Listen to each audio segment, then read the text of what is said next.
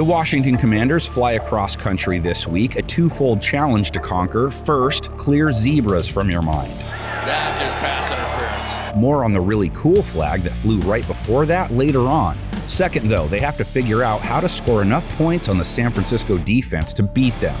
And this number one defense is rolling. I know BCB is all the rage in the Bay Area these days, but Washington should be more concentrated on how to handle the 49ers' BDD. It's the combination of speed and power from Nick Bosa. Big D defense? That seems repetitive, but what do I know? And their defensive showings seem repetitive. Remember when the Chiefs lit them up for 44 points? That was week 7. Since then, not one team has scored more than 17 points against them. That's 7 straight. No, look at that. The 49ers are on a 7-game win streak. And they are the Western Division champions. Washington's offense is usually a run-first unit. Their ball carriers facing, among others, Fred Warner, Dre Greenlaw. Not sure you can find a better 1-2 punch at linebacker, and I know you can't find a tougher team to run on in 2022.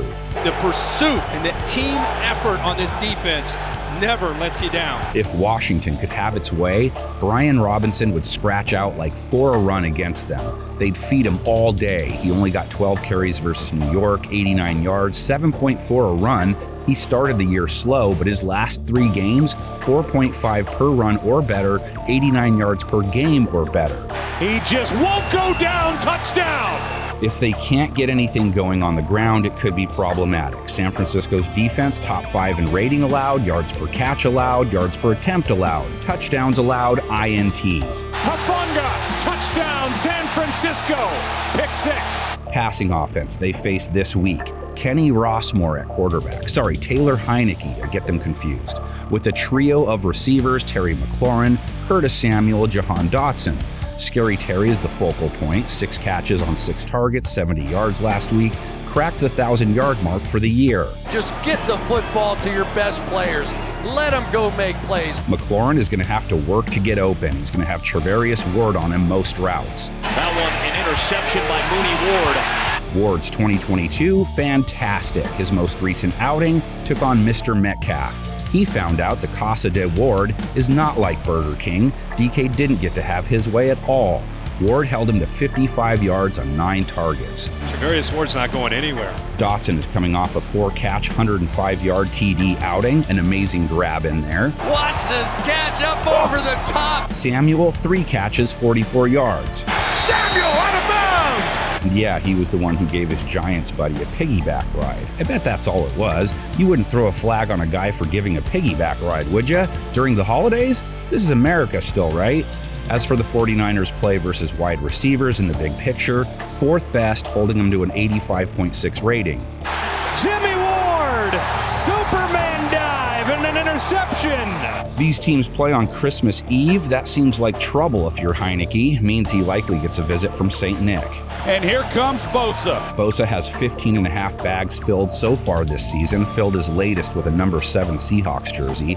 Commanders fans, tell your kids, no asking Santa for Heinicke jerseys till after Christmas. Looking for space to get rid of it. He's brought down! The Heinicke got shook up 3 times versus the Giants, and one of them caused the ball to burst out, got run back to the house. Got the ball out! Scooped it and scored! Touchdown Giants! So you have a 25th ranked scoring offense trying to do business with the number 1 scoring D. You know what that spells. On the other side of the coin, it's a fair fight. Commanders fans know this. For all the talk about Brock Purdy, it's the San Francisco run game that sets him up. Commanders defense has to deal with a 2-headed attack as well. CMC the lead man. McCaffrey scoring last week, over 100 yards. Back-to-back games, he's hit the rushing century mark. McCaffrey right up the middle. And a stiff arm. McCaffrey for 6. Washington can't sleep on Jordan Mason, 64 yards on just 4 carries. He's piling up plenty of really nice runs as of late. He's hit at 5 yards per carry or better in 4 straight games. We keep telling you to keep this number in mind, number 24, as these games go on. Washington then has to be able to stop running backs from running this week. 4.1 per allowed for the year is pretty good. Gave up 4.8 per carry to Saquon Barkley last week, 87 yards and a TD.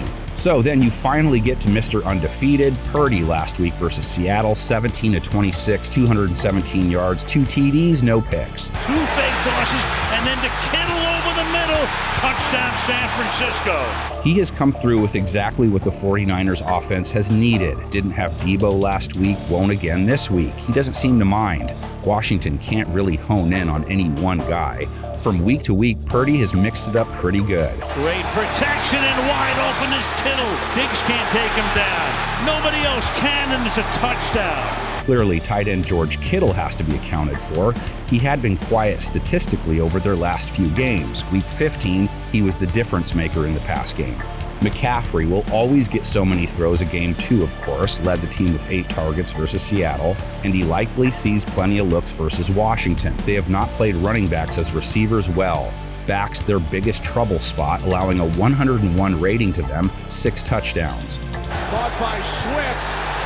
And Swift will take it all the way. Okay, so real quick, what did Mr. Zebra think McLaurin was asking him? Hey, you get my DM? You want to go grab a drink after the game? You done with all your Christmas shopping? Oh yeah, you are? Thumbs up, man. Great. Merry... What the? Whoa, what a call. Erases the touchdown. Both teams with tickets to the dance right now. Washington has more pressure to keep theirs. Fill the comment section with analysis and scores, and with your own version of what Terry might have asked the ref.